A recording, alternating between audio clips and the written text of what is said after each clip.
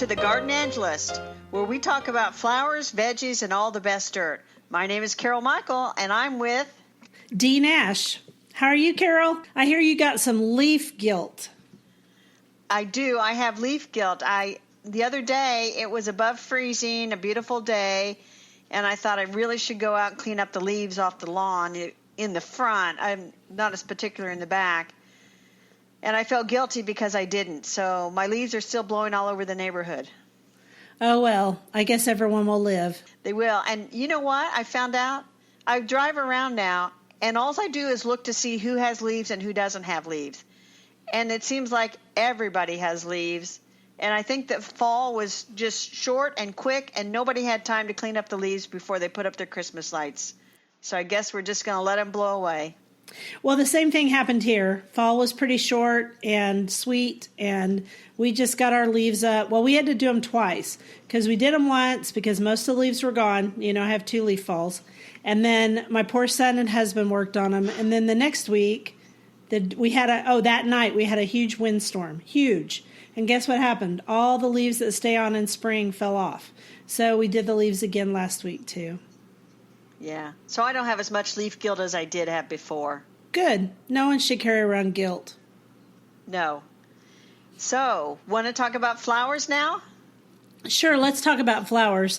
We get a lot of questions this time of year on how do I get my amaryllis to rebloom, my orchid to rebloom, my poinsettia to turn red again. So I thought I'd address that as quickly as I can in a podcast.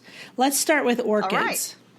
For years, orchids were a complete and total mystery to me. I'd bring them home, I'd chop off those bloom stalks when they were done, and then eventually I'd throw them in the trash because I could not get them to rebloom, actually in the compost pile. And so I was really frustrated about this. I looked it up online. I couldn't find any answers. And then finally I talked to our friend Fair Garden, who used to write Fair Garden blog. And she said, all you need to have them rebloom is you just make sure they get 10 degrees less at night. So I thought, well, okay, am I going to have to dedicate a room to this? Because, we keep our temperature of our houses pretty even. No, I don't, because what I do is I stick them in an east or a west window. And what happens is in the daytime, it warms up to be warmer. And at night, it goes down at least 10 degrees because I've had 5 or 6 of them rebloom now for the last 3 years. So I'm doing pretty well. It does take a long time to get them to rebloom. That's a good tip. Those east and west windows are excellent for that. The one thing I would add to that is when you put the plants in the windowsill like that, don't let the leaves touch the glass because glass gets much, much colder, and it can actually they can freeze a little bit against that glass. Yeah, that's a great idea for winter. Also, in the summer, it could get too hot, frankly, in the west window. Yes. So there you go. Definitely a west window. So what about the amaryllis? So let's talk about amaryllis. Okay, so here's the deal about amaryllis. Amaryllis are a little more complicated than orchids. So what you need to do with an amaryllis is once it finishes blooming, first of all, once each individual bloom stops, because if you have a nice big bulb, you're going to get 4 blooms per stalk. Okay? So per stem. So when the first 2 start to die, you chop them off, and then when the other 2 die, you chop the whole thing off, and you just go to leaves. And then sometimes you'll get another bloom stalk out of your amaryllis bulb. I usually get 2 out of those big bulbs. Then you take your amaryllis bulb, and once you've cut off the bloom stalks, you just leave it there and take care of it, and then you can move it outside in the summer as long as you remember to water it fairly regularly. You can feed it a little bit of fertilizers if you want to, but I don't really. And then the big thing you have to remember is if you want it to bloom again by Christmas, bring it inside on September 1st and stick it in a closet or somewhere that it's dark. And then as those leaves start to die off, then cut them off.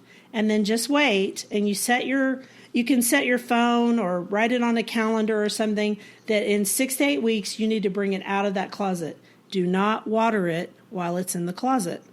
Bring it out, water it one time, and then wait for the greenery to come out. Now, this is not a perfect system because sometimes you will get just leaves anyway because maybe the amaryllis bulb didn't want to do its thing, and that's okay. Sometimes you'll get one that will rot because it got too much water down in that center part, but a lot of times it will bloom, and it'll bloom beautifully for you, and you can overwin them year after year. Now, the Illinois Extension will tell you that you have to take out the bulbs, lay them on their sides, not have them in the pots. It's really complicated. The truth is, I've never done that. I leave them in the pots. What do you do, or have you ever done this? Well, I still have mine growing with foliage, as you know, and I actually have several side shoots coming up, so I think my bulb is trying to send up little bulbils because it's still doing a lot of foliage growing. So I need to cut it off and set it back in the closet. But I think since it's getting too close to Christmas, I'm going to keep watering it like it's a houseplant until next September 1st. Then I'm going to cut it off, and I'm going to put it in the closet where I keep Christmas decorations. And that'll remind me to take it out right before when I take out my Christmas decorations, start watering it, and then I will hopefully have blooms at Christmas time. That's a great idea. Okay, you want to move on to poinsettias? Yes, that is the tricky one. Yeah, I think poinsettias are the hardest ones to get to, not really rebloom, because as you know, the part that turns red or pink or whatever color your poinsettia is, that's called a bract. It is not the actual bloom. The actual bloom are the little yellow things at the top of the bracts, of what look like blooms. So what you're doing is you're trying to get those bracts to turn red or whatever color. All right, to do this, it's a little complicated. First of all, you have to take that poinsettia and take care of it all summer long, the rest of winter and all summer. And what happens to your poinsettias after Christmas time? Do they lose they get neglected, and I forget to water them. And then after a while, I think I'll just throw this away and get me some Valentine's plants. It's exactly what happens to mine, too. I have only overwintered one once, and I'll be honest, I did not get it to turn colors, and here's why. All right, to get it to turn colors in mid to late October, you have to take those poinsettias and either cover them with a plastic bag or stick them in a closet for 14 hours a day. That means at about 5 p.m., you cover your poinsettia up every single day, and then you uncover it in the morning about 8 a.m. Now, between you and me, are you going to do that? No. Because here's the deal. If you miss one time, and it gets that sunlight, it is not going to turn colors. That's why there are specialized poinsettia growers, because they have greenhouses that they just cover the whole things and keep them in perfect darkness for that 14 hours a day. But assuming you want to do this, you do that every single day until mid-November. In mid-November, you might start to see a little bit of color, and then by early December, you'll see real color. And then you can start all over. Or you can be like me, and you go to your local nursery or to the hardware store this year, and you buy yourself some specialized poinsettia or red poinsettia, whatever you're into, and you bring it in your house and you enjoy it, and then what happens to it after Christmas? You neglect it again and throw it away. Exactly, which is my suggestion. But, if you want to do it, this is how you do it. I have another idea. Okay. It's sort of a half idea. Half-baked, but a lot of my ideas are half-baked. If you are successful in keeping it watered and alive through the wintertime, and the trick to that is get rid of that foil liner that they've put it in. That thing is holding water, and they do not like to have wet feet. No. So presuming that you've kept it nice and watered correctly, and it's a nice foliage plant by spring, I always have visions that I would use the foliage plant in my containers outside as foliage filler. But that never seems to happen either. Well, here's the thing. They're euphorbias, and so euphorbias really don't like wet feet, and so I don't know they might work in a container. I know some people in Oklahoma plant them outside, and I bet we hear from some listeners who bring theirs back inside and get them to turn colors, but personally, just not that into it. In fact, I would love to hear from a listener who has successfully gotten their poinsettia to color up again in the fall. I would love to hear, because we We'd probably send them a prize or something. Yeah, we probably would send them a prize because if they were able to do that all by themselves, I'm really impressed. Go them. That's true.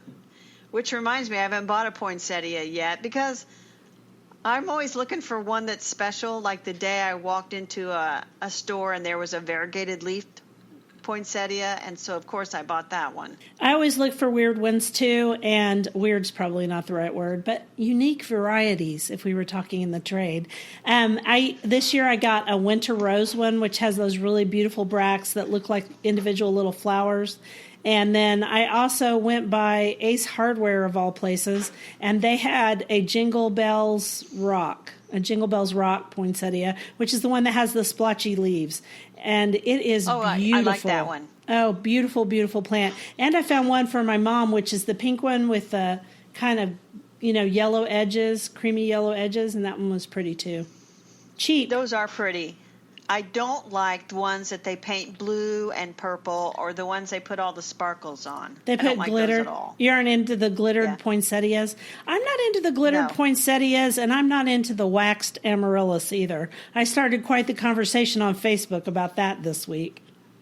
Yeah, the waxed amaryllis for people is they dip the bulb in wax, and then you can presumably grow the flower without ever having to pot that thing up or water it. It just blooms. But as you found out from all your friends, it's hard to keep it upright.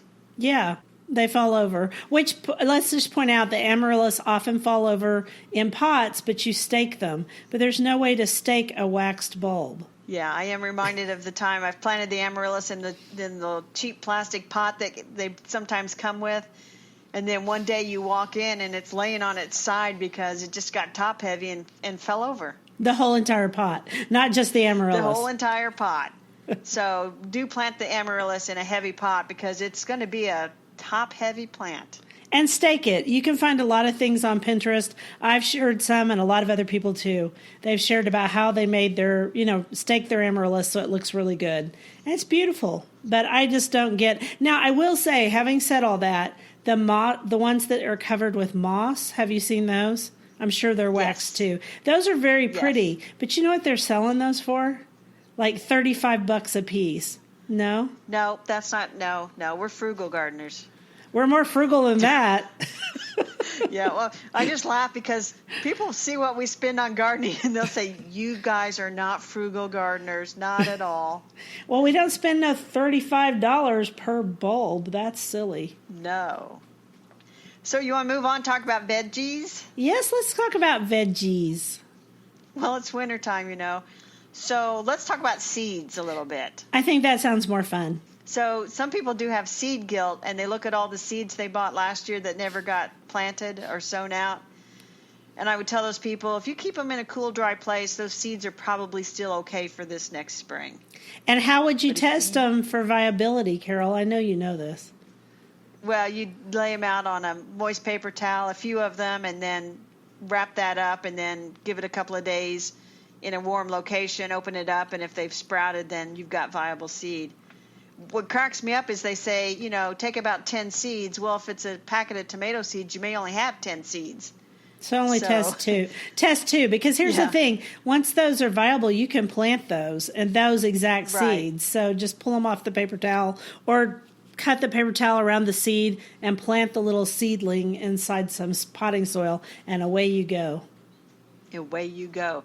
But this is a good time of year to look for sales on seeds. The seed companies are just like every other retailer and trying to get their share of the Christmas money that we're all spending. And so you can pick up gift certificates for a few bucks off that you could then use later in the spring. Nobody says you can't buy yourself a gift certificate. Or, a lot of times off free shipping or 30% off. And these are seeds for next spring. So I should get going and start looking at some of the seeds that I want to get for next spring because I buy quite a few. Who do you like to buy from pretty often? I buy from everybody. I buy from Botanical Interest Seeds. I buy from Burpee Seeds. I buy Johnny Select Seeds.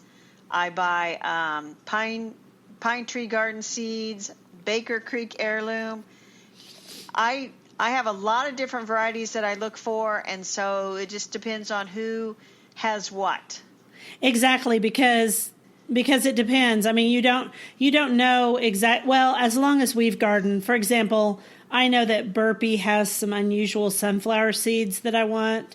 So a lot of times I'll buy a few sunflower seeds from Burpee because I like theirs. Or you can also buy plants from some of these companies. Oh, yes. A lot of them are now selling those grafted tomatoes, which we can talk about more in another episode. But I think those are kind of fascinating, and I've grown them a couple of times. Right. Back in the day, we used to have a chain garden center here called Frank's Nursery and Craft. And I know a lot of listeners will have heard of them. Did you have them in Oklahoma? No, we had Horn Nursery. I think I know where you're going with this. Did you buy your seeds there? Oh, yes, because it seemed like on January the 2nd, maybe it was January the 1st, they had an entire aisle full of seeds, and they were 50% off. And I would go by myself because I didn't want to be bothered by people saying, "Are you ready, done? Are you got enough yet? Are you going now?" And I would go up and down that aisle, and I would buy all my seeds. And I just took my time. And I just buy the whole bunch there right the day after New Year's usually. I did the same thing at Horn Seed. I used to love to go there because they had this great big wall behind the registers, and it was just seeds, loose bulk seed, and they had everything. I know. Buying bulk seed is one of the great joys of life. It's really cheap, and on top of that, you get varieties that do well in Oklahoma, like turnips that have purple top turnips. That's one of the ones that does so well in Oklahoma, or maybe a particular kind of collard or a particular kind of kale that are actually acclimated to our state. And I used to love to go there. And one of the guys always helped me, and he never asked me if I'd gotten finished yet. He'd wait as long as I needed to wait, and it was lovely. That's gone now, though. Horn burned a few years ago, and so they moved on. Well, Frank's went out of business, I don't know, 15, 16, 17, 20 years ago as far as I can remember. But I love buying the seeds there. I wish somebody else would have a big display. Not like at Lowe's or Home Depot. They have decent displays, but I'm talking like a huge aisle full. That's my kind of retail therapy. Me too. I love going there. And I am glad that our local nursery carries botanical interest seeds because I love their seeds. But not too many places do. Yeah, our local nursery has some too. I wish they had more of them. Yeah, I do too. I wish they carried the entire line, but they don't ask me. All right. Well, we got just a few minutes. Let's talk about For All the Best Dirt, gifts for gardeners for Christmas. This is part 2. We talked about part 1 last week. Yes, tell me about your gift, Carol. Well, the most expensive pair of pants I own are special pants for gardeners from Duluth Trading Company. And these are awesome because they are almost waterproof. They wick away the water really easily. And they have pockets on the knees that you can add knee pads. And they've got several different pockets that are deep. So you can put your phone in one. You can put some pruners in one. And so I thought it was a lot of money to pay for a pair of pants. But their gardener pants really turned out to be awesome. So I say get the Duluth gardener pants. Now, I have a question about those. Since they wick away moisture, how do they wash up in the wash? They wash perfectly. Wonderful. And what about your knees that get all grungy when you're down in the dirt? They wash pretty well. I mean, there's still a few stains, but, I'm wearing them out in the garden. And what color are they? Tan. Tan? They're not green? No, they're tan. For those of you who don't know, Carol loves the color green and wears it most of the time. So I'm shocked that she has tan pants. Yeah. Well, I put a green T-shirt with it. Then I'm good. Well, and that looks good together, right? Right. How much did you pay for these pants? I think they retail between $80 and $90 a pair. Woo-wee, that is pretty expensive for a pair of pants to play around in the dirt. But I might get some this year because if you like them, I know I'll like them too. You'll love them. What's your gift idea, Dee? Well, I actually texted this gift idea to you yesterday, and you were all for it at first, weren't you? I was all excited. I'm like, yeah, I want that. I looked at the price. Tell us what it is, Dee. Okay, so at Terrain, which I like the shop Terrain. We don't have them in Oklahoma, but I enjoy when I'm on trips going in there and at least window shopping, but I usually can't afford anything in Terrain. And I especially can't afford this titanium tool set. It's from Sneebor, which we talked about last time, but this is the titanium version. And the cost of this little puppy, what was it? Was it like $500? Or no, $600? It was $698. $698.